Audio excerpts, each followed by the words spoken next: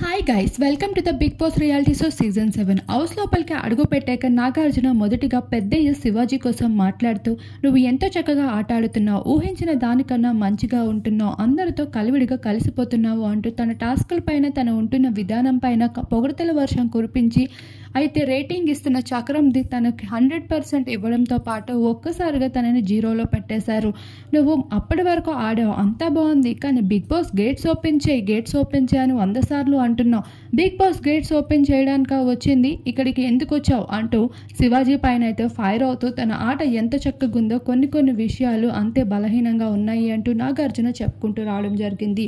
అయితే ఈ ప్రోమోలో చూసుకున్నట్లయితే కంటెస్టెంట్స్ అందరినీ ఉతికారేస్తూ వాళ్ళు చేస్తున్న మిస్టేక్స్ పైన మండిపడుతూ ఒకవైపు శివాజీ, ఇంకొక వైపు అమర్దీప్, ఇలా హౌస్ మేట్స్ అందరిపైన అయితే క్లాస్ తీసుకుంటూ కనిపించేశారు నాగార్జున. ఈరోజు ప్రోమో మరింత హైలైట్గా నిలిచేలా ఉంది.